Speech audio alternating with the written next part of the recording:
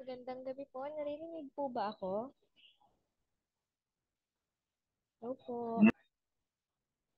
Okay po, sige po. So, ngayong pong gabi ay tayo po magpapatuloy sa atin pong online Bible study. Tayo po ay patuloy na nag-aaral sa libro na You Can Change at sa tulong at sa biyaya po ng Panginoon ay malapit na po nating matapos ang libro na ito. So, salamat po sa Lord. At ngayong gabi po, ay pangungunahan po tayo ni Kuya Joshua at ni Ate Shane para po sa pagpapatuloy ng pag-aaral po natin sa book ng You Can Change. But before we start po ay hinihilingan ko po si Kuya Aaron na kung maaari po ay tayo po ay pangunahan sa opening prayer. Thank you po. Okay po, tayo po ay manalangin. Maraming Diyos sa mga pangyarihan sa lahat, kami nagpupuri. Papasalamat, Panginoon, sa iyong kabutihan sa amin po. Salamat o Diyos sa iyong pag-iingat sa amin sa buong araw na ito. Salamat o Diyos sa mga biyaya na kaloob mo sa bawat isa. Salamat Lord at salamat din Panginoon sa mga buhay ng mga kapatid ko na kasama ko ngayon sa aming Bible study. Salamat Lord dahil meron kaming time para makapag kinig ng iyong salita, makapagbuli-buli ng iyong salita. At dalangin namin ng Diyos na sa aming Bible study na ito, naway tulungan mo kami sa tulong ng Banal Espiritu na maisabuhay namin yung mga salita mo, Panginoon, aming mga pakinggan tunay. And dalangin din namin, no Diyos, na kayo mag-ingat sa mga kapatid namin na pauwi pa lamang sa kanilang trabaho sa mga school. Dalangin namin na makasama din namin sila sa gawain na ito. Salamat Lord sa pag-iingat mo at kabutihan sa bawat isa. Dalangin din namin, Panginoon, um, tagapag-facilitate namin tonight. Nawa ang pangalan mo lamang ang maitaas. At nawa ay kayo magbigyan ng wisdom, kalakasan sa kanila sa pagtuturo, Panginoon, ng iyong banal na salita. Salamat, Lord, at sa lamang pinakamataas sa papuri at pasasalamat. Ito pa kami sa madalangin sa pangalan ni Jesus. Amen po. Salamat po, Kuya Aaron, sa pangunguna sa atin ngayon sa opening prayer. At ngayon po ay dadako na po tayo sa atin pong pag-aaral ng libro po na You Can Change. At tayo po ay pangungunahan ni Ate Shane at ni Kuya Joshua. Thank you po.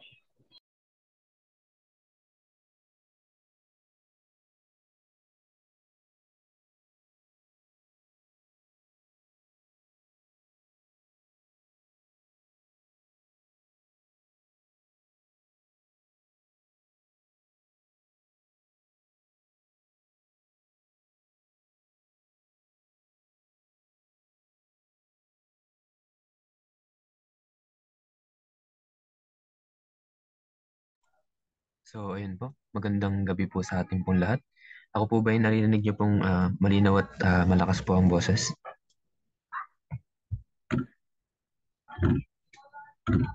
Okay po. And thank you po, Tita Lita. So, para po sa topic po natin ngayon, ay magmumula po sa chapter 9. Ang title po nito ay How Can We Support One Another in Changing? God's in the business of change and He's placed us in a community of change. The church is one of God's means of grace to reinforce our faith and repentance, but it's also a channel for the other means of grace. Next slide po.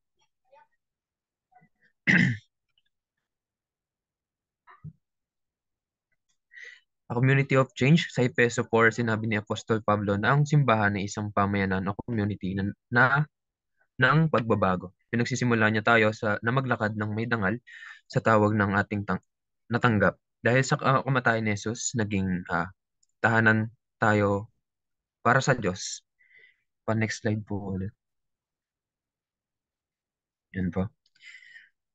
Naging tahanan tayo para sa Diyos. We became a home for God na mababasa natin sa Efeso 2 verse 22 at tanghalan para sa kanyang karunungan na mabasa naman po natin sa Efeso 3 verses 10. Ang ating local church ay ang tahanan at tanghalan sa ating lugar. Ibig sabihin nito, ang pagbabago ay isang proyektong pangkomunidad o change is a community project. Next slide po. Change is a community process. Why change is a community process? Dahil ito ay isang process ng komunidad at ng bawat individual. Kapag nagsalita si Pablo about sa pagiging mature, tinutukoy niya ang katawan ni Kristo bilang isang buo na mababasa natin sa Efeso 4 verses 11 verses 12 to 13. Tayo mga Kristiyano bilang isang community ang nagpapakita ng karunungan ng Diyos.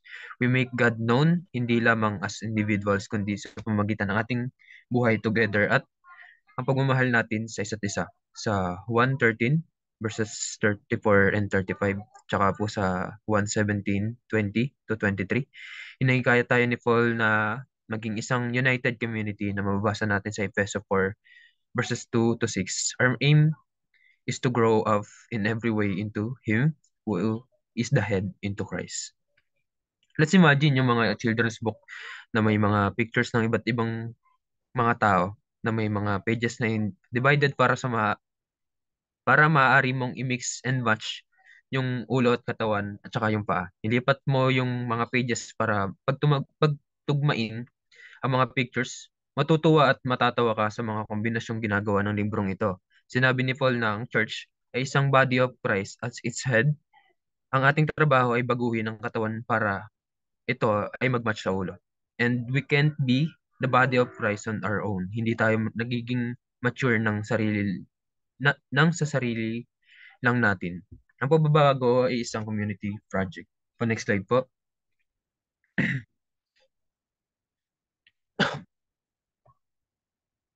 Sin is always a community concern. Even our private, secret sins affect the community. This means na ang kasalanan ay laging isang alalahanin ng pamayanan ng community. Ang ating kasalanan ay humahadlang sa paglaki ng pamayanan bilang isang buo.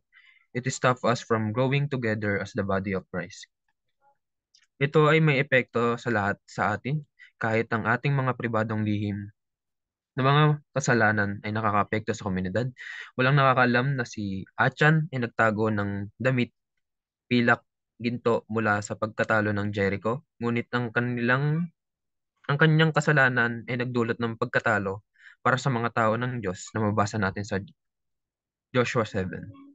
Ang ating kasalanan ay umahadlang sa atin sa pagpanggap ng papel na gustong-gusto ng Diyos para sa atin sa paraang inaasahan ng Diyos. At ito ay nangangahulugan na ang church ay hindi lumalaki at nagpapakita ng kanyang ulo tulad ng inaasahan ng Diyos. Hindi lang ito ang paraan ng pagsasabi natin ng katotohanan sa isa't isa, ngunit ito ay isang mahalagang paraan.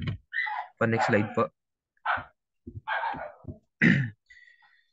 Community is the God-given context for change.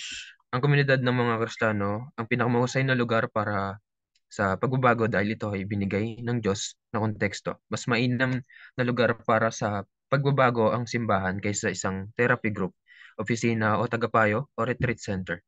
Nahawakan natin ang pagmamahal ni Kristo kasama ng lahat ng mga banal. Sa Efeso 3:18, binibigay ni Kristo ng mga regalo ang simbahan upang tayo magkasama-sama sa paglaki. What does Christian maturity look like? Ito ay nagmumukhang tulad ni Jesus. Nababasa po natin sa Efeso 4:13 and 15. Isa sa mga magagandang bagay sa community ng mga Kristiyano ay binibigyan tayo ng mga modelo ng pag-uugali na katulad ni Kristo. Siyempre, walang isa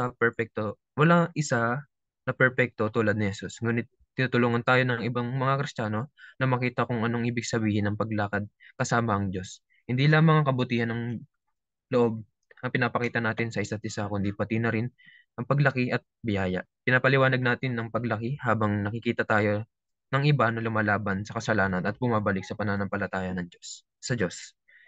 Isang dahilan kung bakit nagbibigay ng espiritu ang umakyat na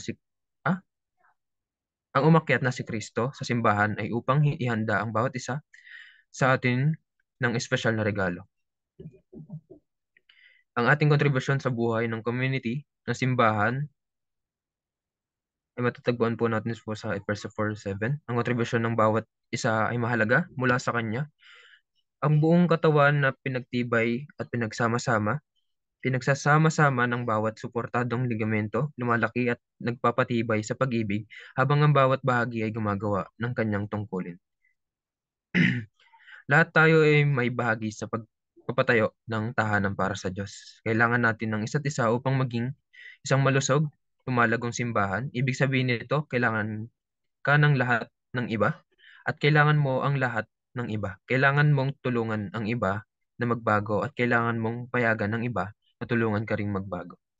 Nagkakaisa tayong pinupuri si Kristo sa isa't isa at bawat isa sa atin ay nagdadala ng mga natatanging harmonya sa awit.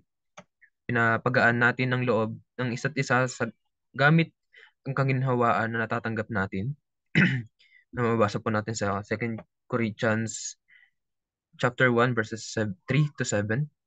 Ang ating mga magkakaibang karanasan ng biyaya ng Diyos ay nagiging bahagi ng mamamayan na payo na mayroon tayo sa simbahan para sa isa't isa. Bukod dito, sa komunidad ng mga Kristiyano, mayroong kolektibong pagtitiyaga na magtatatag, mas tatatag kaysa sa anumang individual ang makakayanan. May sinabi po ang author ng book na kapag siya ay napapagod na magsalita ng katotohanan sa isang particular na sitwasyon, may iba pang nagmamana ng pamumuno. Sinasabi po ng author na tayo ay parang isang korong kumakanta ng papuri kay Jesus. Walang isa ang makakapagpanatili sa awit ng patuloy mag-isa, ngunit sama-sama nating magagawa ito. Binigyan din ni Pablo ang papel ng mga nagpapahayag, nagpapaliwanag at nag-a-apply ng salita ng Diyos na makikita natin sa Efeso 4:11. Ito ay dahil ang Biblia ang pinagmumula ng katotohanan tungkol sa Diyos, which counters the lies behind our sin, and ang mga leaders sa church ay tungkuling ihanda ang mga tao ng Diyos para sa mga gawa ng paglilingkod. Na matatagpuan po natin sa Efeso 4:11 to 12. Lahat ng tao ng Diyos ang sama-sama na nagpapalakas sa katawan ni Kristo. Nagtutulungan at nagtatrabaho tayo para sa isa't isa upang sama-sama nating ah, sama-sama nating maging mature tulad ni Kristo. Sinabi ni Pablo na si Kristo ay nagpapakumpleto sa buong katawan.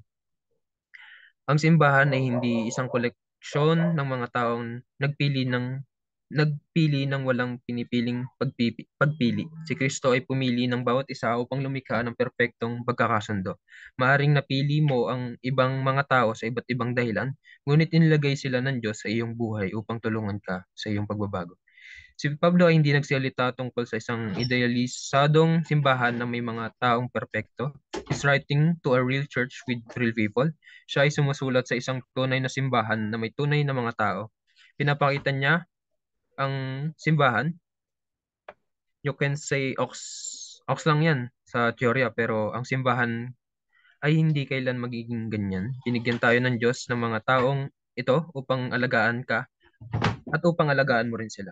Kung hindi ang iyong simbahan o ang ating simbahan ang nararapat na dapat magsimula kang magbago, magsimula tayo sa pagbahagi ng mga laban natin sa buhay at simulan nating magsalita ng katotohanan sa pag-ibig. Sinabi sa verse 31, sa halip sa pamamagitan ng pagsasalita ng katotohanan sa diwa ng pag-ibig, tayo dapat maging lubos na katulad ni Kristo na siyang ulo nating lahat. Ang Diyos ay gumagamit ng iba't ibang mga tao, mga magkaibang personalidad sa ating simbahan upang baguhin ang ating puso. He's using the difficult people, the annoying people, the sinful people. Pinagtabi kanya kasama nila upang maaari kayong maghasik sa isa't isa ng inyong mga kahinaan. May sinabi po yung author na katulad ng mga bato sa isang supot ay inaalog tayo upang magbanggaan. Minsan may mga iskisan, ngunit unti-unti magsisilbing maganda at makinis na ang mga batong hiyas. Tandaan mo na susunod na mayroong nakakairita sa iyo na ginagawa na ang Diyos ay nag-aayos sa iyo. God has given you the person in His love as a gift to make you holy. Sinabi ni Sinclair Ferguson, sinaling ko na rin po sa Tagalog, ang simbahan ay isang komunidad kung saan tayo nakatanggap, nakakatanggap ng spiritual na tulong, ngunit isa rin itong lugar kung saan ang mga problema na mayroong malalim na ugat ay lalabas at mangangailangan ng pansamantalang paggamot. Madalas nating natutuklasan ang mga bagay tungkol sa sariling mga puso na hindi natin inaasahan. Next slide po, a community of truth. How do we grow more like Christ? We became mature in faith and in the knowledge of Son of God. Ang pagiging immature ay kinakasangkutan ng paghahagis-hagis at pag-iikot-ikot sa bawat hangin ng bagong aral. Madaling maapektuhan ng mga kasinungalingan na matalino at halos kasing totoo ng katotohanan. Ang mundo, ang laman, at ang demonyo ay nagsasabi ng mga kasinungalingan na tila totoo. Ang pagiging mature ay ang kakayahan na sabihing yan ay hindi katotohanan tungkol sa Diyos. Hindi ako mag-iisip o mag-uugali ng ganun. Kaya nagiging matatag tayo sa paglago sa pamamagitan ng pagpapahayag ng katotohanan sa pag-ibig. Binubuot natin ang isa't isa sa pamamagitan ng mga salita na sinasabi natin. Kailangan nating maging maingat sa ating mga salita. Sabi nga po sa Efeso 4 verse 29, huwag kayong gumamit ng masasamang salita kundi iyong makapagpapalakas at angkop sa pagkakataon upang makapagdulot ng mabuti sa mga nakakarinig. We need to become communities in which we encourage, challenge, console, rebuke, counsel, exhort, and comfort one another with the truth. We need to be communities in which everyone is speaking truth to everyone. Sa mga verses 17 to 24 po, doon po sa Efeso 4, nire-remind tayo po ni Paul kung bakit ang pagpapahayag ng katotohanan sa pag-ibig ay pangunahin sa pagbabago. Pinapaalala niya sa atin, una sa mga talata 17 to 19, na ang mga pinagbulan ng makasalanan ng pag-uugali at negatibong damdamin ay ang walang kabuluhang pag-iisip, madilim na pag-unawa, ignorant minds, hardened heart, indulge desires at continual lust. Sa ibang salita, iniisip natin o pinaniniwalaan ang mga kasinungalingan sa halip sa magtiwala sa salita ng Diyos at nagnanasa o sumasamba sa mga idolo sa halip na sumamba sa Diyos. Ngunit iyan ay hindi ang pagkatuto kay Kristo. Sa pag-akala na tayo ay nakarinig tungkol sa Kanya at tinuturoan sa Kanya sa pagiging totoo kay Jesus upang itapon ang iyong lumang sarili na nauukol sa iyong dating paraan ng pamumuhay at nabulok sa pamagitan ng mga mapanlinlang na mga pagnanasa at upang magbago sa espiritu ng iyong pag-iisip at upang isuot ang bagong sarili na nilikha ayon sa katulad ng Diyos na tunay na katuwiran at kabanalan. Ang nagbabago sa atin ay ang katotohanan. Narinig ninyo siya? Ikaw ay tinuruan sa Kanya na ang katotohanan ay na kay Jesus. Upang mabago sa espiritu ng iyong pag-iisip, ang problemang harapin natin ay ang mga mapanlinlang na mga pagnanasa. Mga pagnanasa na tila nag-aalok ng higit sa Diyos, ngunit ang katunayan ay nagpapahirap lamang sa atin. The answer is the truth. The answer is the truth is in Jesus. The truth of Jesus set us free by giving us new desires for God. Kaya sinasabi ni Pablo sa simbahan, kaya't ang bawat isa sa inyo ay dapat na itapon ang kasinungalingan at magsalita ng tapat sa kanyang kapwa sapagkat tayong lahat ay mga miyembro ng isang katawan. Si Pablo ay hindi lamang nagsasabi, huwag magsinungaling, dapat nating itapon ang kasinungalingan tulad ng pagtapon natin sa lumang sarili. Sinasabi pa sa Paul sa Efeso 4 verse 22. Dapat nating ihinto ang mga kasinungalingan na humantong sa mga mapanlinlang na pagnanasa. Dapat nating ipaalala sa isa't isa ang kadakilaan at kabutihan ng Diyos na pinapakita sa pamamagitan ni Jesus. Kung dati tayo ay nasasakupan ng mga pagnanasa ng makasalanan na kalikasan, gayon tayo ay mga bago at bagong nilalang na may bagong mga pagnanasa. Kung dati tayo ay nasa ilalim ng kontrol ni Satanas, ngayon tayo ay pinamumunuan ng banal na espiritu. At kung dati tayo ay nakarinig lamang ng mga tinig ng mundo, ngayon mayroon tayong tinig ng Kristiyanong pamayanan. Magmasid tayo kung paano tayo mag-uudyok kan sa pag-ibig at mabuting gawa. Sabi nga po sa Hebreo 24,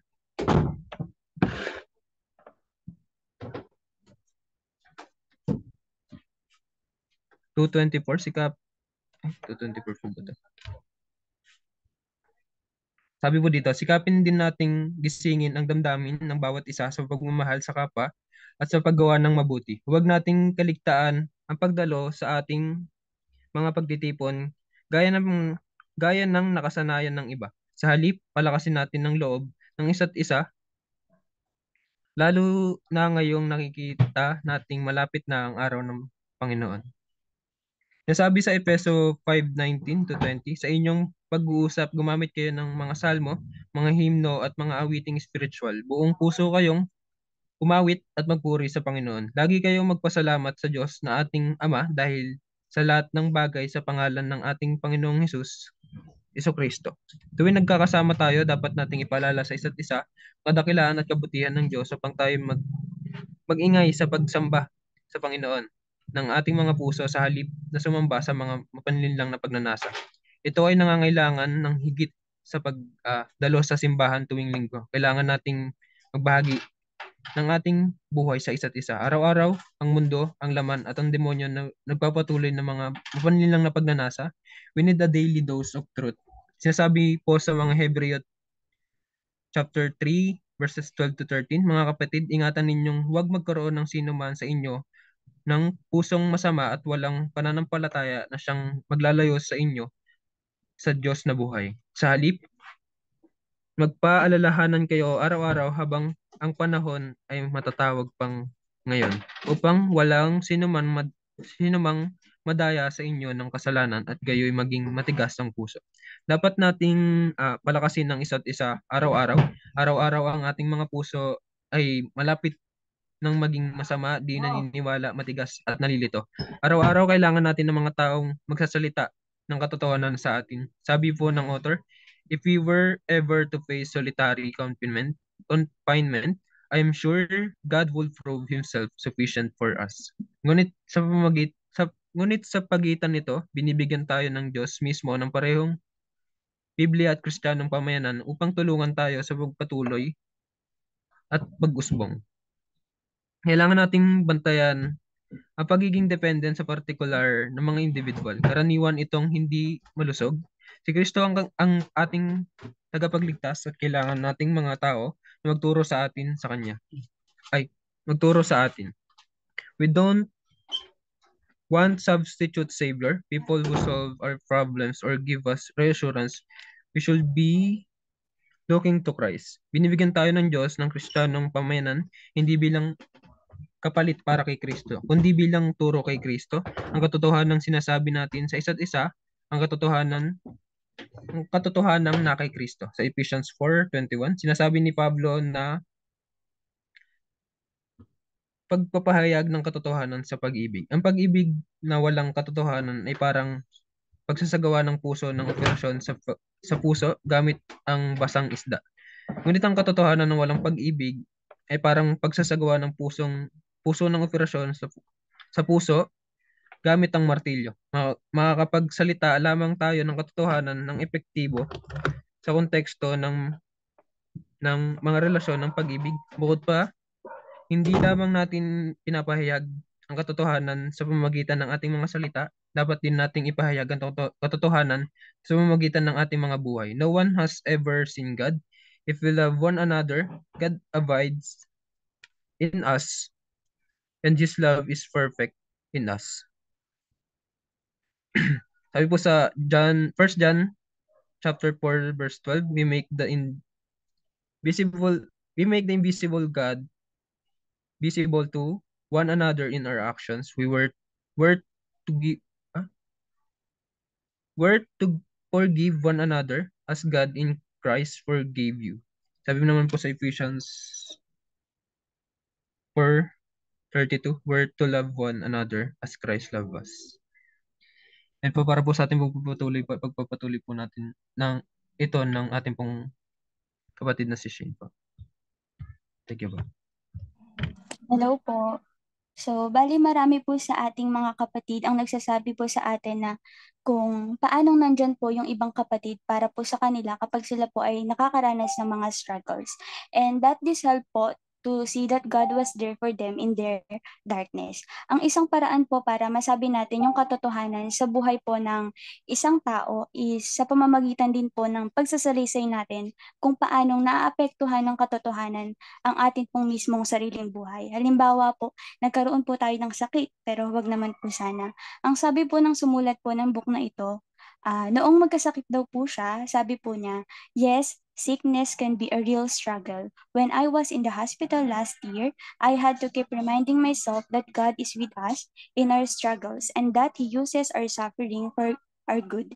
I needed to trust God's fatherly care. So, tinutulungan po tayo ng author ng book na ito na ipaalala po sa atin na mayroon pong layunin ang atin pong Panginoon sa buhay po natin sa pamamagitan ng naging karanasan po ng author na ito. So, maipapakita po natin ang katotohanan sa buhay po ng isang tao dahil po mismo sa sarili nating buhay na mayroong pong pagtitiwala kay Kristo. Next slide po.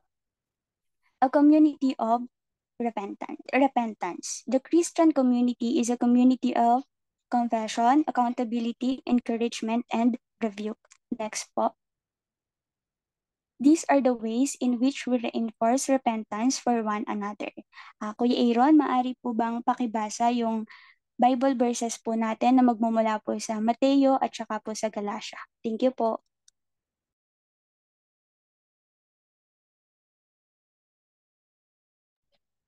Okay po, dito sa Matthew chapter 18 verse 15 to 17. If your brother sins against you, you go and tell him his fault between you and him alone. If he listens to you, you have gained your brother. But if he does not listen, take one or two others along with you, that every charge may be established by the evidence of two or three witnesses. If he refuses to listen to them, tell it to the church, and if he refuses to listen even to the church, let him be to you as a Gentile and a tax collector. And sabi sa Galatians chapter 6 verse 1 to 2, brothers, if anyone is caught in any transgression, you who are spiritual, you should restore him in a spirit of gentleness. Keep watch on yourself, lest you too be tempted. Bear one another's burdens and so fulfill the law of Christ. Thank you po, Kuya Aaron. Sabi po dito, dapat po nating i-review and i-confront ang isa't isa tulad po ng ipinag-uutos sa atin ng Biblia.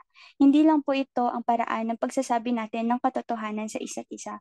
Ngunit ito po ay isang mahalagang paraan bilang isang magkakapatid po kay Kristo. The part of our problem is, hindi natin nire-review yung isa't isa day by day o araw-araw. Rebuke becomes confrontation. Maaari pong kailangan ng pagre-rebuke sa ilang sitwasyon, ngunit kadalasan po ay maiiwasan ito kung naging normal na po sa atin yung ma-rebuke sapagkat yung pagre-rebuke po ay bahagi po ng paraan ng pagdidisipulo natin sa isa't isa.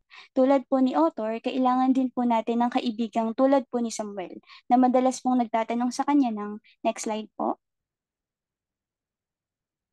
Ano yung tanong na ayaw mong itanong ko sa iyo? Ang ilang mga kasalanan ay umuunlad sa pagiging lihim. Ibig pong sabihin, the more po na itinatago natin sa Panginoon yung kasalanan natin, mas mahihirapan po tayong bitawan ito at mas daragdag ng daragdag yung kasalanan natin. They include sins of escape things we do when we're feeling under pressure, tulad po ng sexual fantasies, pornography, compulsive eating, and addiction. Kabilang po dito yung mga kasalanan po ng ating isip. Yung mga bagay po tulad ng bitterness, inggit, selos po at pagrereklamo. Next slide po. We can become very adept at hiding them, but hiding them feeds them. Ibig sabihin po nito ay maaring maging napakahusay po natin sa pagtatago sa ating kasalanan, ngunit ang pagtatago po sa kasalanan ay nagpapakain sa kasalanan. Next slide po. Ang isang bagay po na natutunan natin sa church ay ang pagbabago ay nagaganap kapag po yung kasalanan ay lumabas o nalantad. Mahirap, ngunit Ngunit pagtatapat sa ibang Kristiyano ay magiging isang malaking hakbang pasulong. Hindi po natin kailangan sabihin sa lahat, ngunit sabihin din po natin sa isang tao. Next slide po. Ngunit ano nga ba yung dapat nating gawin kung ipagtapat po sa atin ng kapatid ang kanila pong kasalanan sa atin? Ang sabi po sa book, speak the truth in love. Huwag daw pong sabihin sa kanila na ang kanilang kasalanan ay naiintindihan o hindi naman gaanong mahalaga. Hindi iyon nagbibigay ng kaginhawaan dahil ito ay isang kasinungalingan. But we can speak words of comfort because we can speak words of grace. Call them to repent of their sin and to accept by faith and forgiveness that God offers. The true comfort po is, next slide po, we are guilty, but Christ has borne our guilt. We deserve God's judgment, but Christ has borne our judgment. Kung atin pong tatagalugin ay tayo ay nagkasala, ngunit pinasan po ni Kristo ang ating kasalanan. Nararapat po tayo sa paghatol ng Diyos, ngunit pinasan ni Kristo ang ating pong hatol. Next slide po. A community of grace. Tayo po ay makasalanan, and we can be communities of repentance only if we are communities of grace. At nangangahulugan po ito ng pagiging tapat, bukas at transparent po tungkol sa ating mga struggles. Nakikita po natin yung isa't isa kung ano talaga tayo at tinatanggap po natin yung isa't isa tulad ng pagtanggap po sa atin ni Kristo. Dapat din po nating huwaran yung biyaya sa ating pagtanggap sa mga makasalanan, tulad po ng ginawa ni Jesus. Nangangahulugan po ito na dapat hindi tayo nagpapanggap bilang isang mabuting tao. Sa halip po ay inilalarawan po natin dapat ang ating sarili bilang tunay na tayo, isang makasalanan na patuloy na tumatanggap ng biyaya mula kay Kristo. Next slide po para po sa ating reflection. Ang sabi po dito, dapat maging mapayapa sa isa't isa, mapagpatawad, sumasang-ayon, mapagkumbaba, tumanggap, mapagtiis, mamuhay ng may pagkakasundo. Pangalawa, huwag mang husga, magsinungaling o magreklamo sa isa't isa. Ipakita ang mabuting pakikitungo sa isa't isa at ipagtapat ang ating mga kasalanan sa isa't isa. Maging mabait, malasakit, tapat, paglilingkod, at paggawa ng mabuti sa isa't isa. Turuan ang isa't isa. Magpaalalahanan, mangaral at pukawin ang isa't isa. Aliwin at hikayatin ang isa't isa. Ngunit ang tanong po dito ay, next slide po.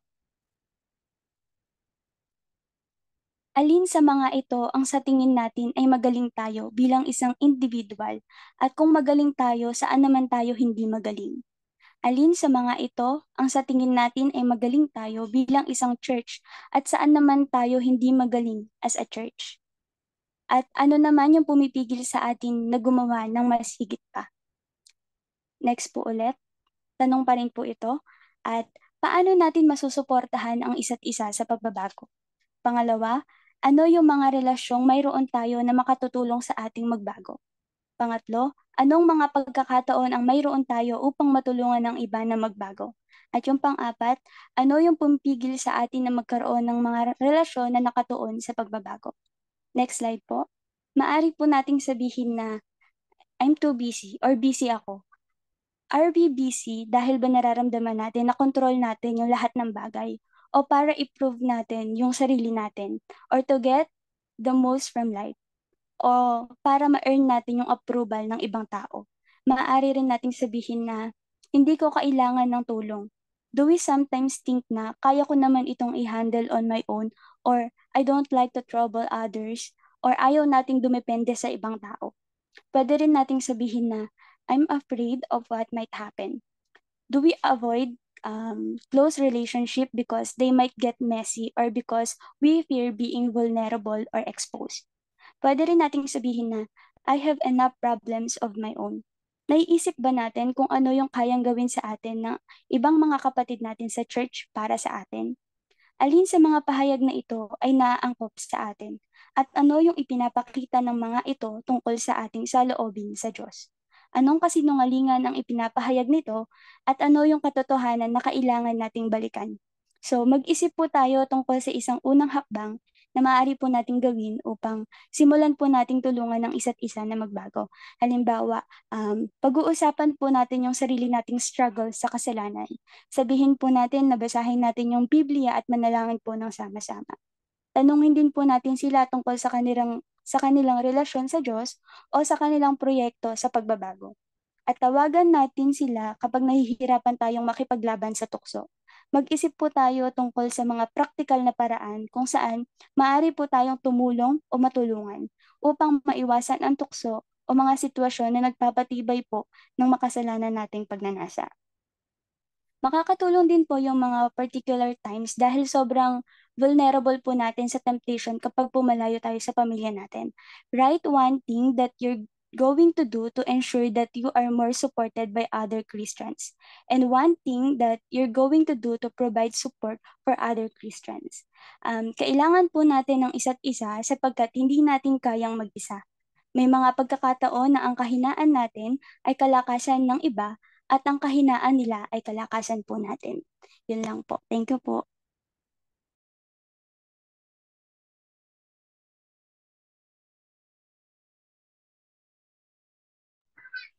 Thank you po, Ate Shane and Kuya Joshua sa pangunguna sa atin ngayon sa ating pong Bible study. Before po tayo mag-proceed po sa ating announcement, ay magkaroon lang po tayo ng short recap sa mga na-share po ni Kuya Joshua at ni Ate Shane. So, sila po ay nagturo sa atin ng chapter 9. At ang topic po na to ay how can we support one another's change? So, sabi po ni Kuya Joshua, pagbabago is a community process. So, process po ito ng isang community o tayo po ng sama-samang mga Kristiyano at hindi po ng individual. Na ipapakita daw natin ang Diyos sa pagmamahal natin sa bawat isa o pagiging united community. Community is a God-given context for change. And Christian maturity looks like or katulad po ni Jesus or ang isang maturity na isang mananampalataya ay nagpapakita ng refleksyon ni Jesus sa kanyang buhay. So, kailangan daw, sabi po ni Kuya Joshua kanina, kailangan ka ng iba para magbago. At kailangan mo o natin sila na hayaan tayo na mabago. Next po is a community of truth. Sabi po ni Kuya Joshua, we need to be a community that talks truth to everyone. We need a daily dose of truth at ipakita ang katotohanan sa ating po mga personal na buhay. Yung Ate Shane naman po, sabi po ni Ate Shane, God is with us in our struggles and that He uses our suffering. And sabi po ni Ate Shane, we need to rebuke each other. So, kailangan po natin na i-rebuke ang bawat isa dahil ito daw po is a way ng pagmamahal natin sa ating mga kapatid. And rebuke ay isa din pong way ng pagdidisipulo po natin sa bawat isa. So, maaaring makapagtago daw po tayo sa kasalanan, ngunit yung pagtatago daw po natin sa kasalanan ay isang way para tayo mismo ay magpakain sa kasalanan na itinatago natin. So, nabanggit din po ni Ate Shane kanina yung details about the community of grace. Nagbigay din po si Ate Shane kanina ng mga questions para po mapagpulay-pulayan natin sa atin pong personal quiet time patungkol po sa kung paano natin mapaglalabanan ng ang mga kasalanan at paano natin dapat makita na we need each other to fight sins po. So, yun lamang po. And before po tayo mag-proceed sa ating pong closing prayer, reminder lang po na sa darating na Friday, po, ay magkakaroon po tayo ng atin pong night of prayer. So, iniimbitahan po ang bawat isa na maging bahagi po ng ating gawain sa Friday. At sama din po natin mamaya sa panalangin si Kuya Aaron para po sa kanyang pag-preach sa darating na Sunday at sa kanya pa rin pong preparations. Gayun din po yung parating po na gawain ng youth camp. Sama din po natin ito sa panalangin. And then ang atin pong next facilitator sa atin pong Bible study, online Bible study. Ito po ay nasa last chapter na. So, salamat po sa Panginoon. Tapos na po natin yung libro po na atin pong inaaral. So, tayo po ay pangungunahan ni Tita Chit at saka po ni Kuya Aaron. So, yun lamang po.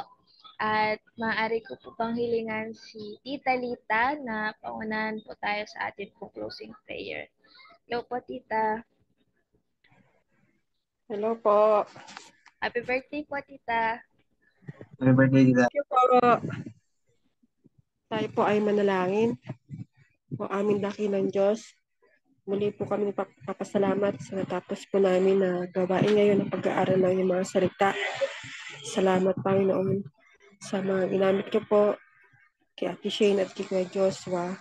Salamat po, Panginoon, sa ganitong gawain. Dalangin pa rin po namin. Patuloy dalangin na magpagpalain niyo po ang bawat isa sa amin na patuloy na nag-aaral lang yung salita.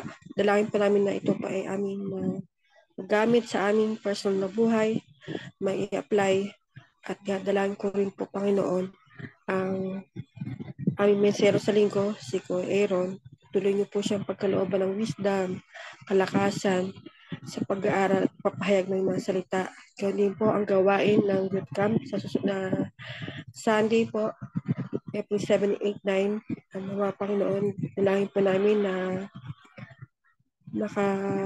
kayo po ang gumabay sa mga kabataan na a-attend po doon.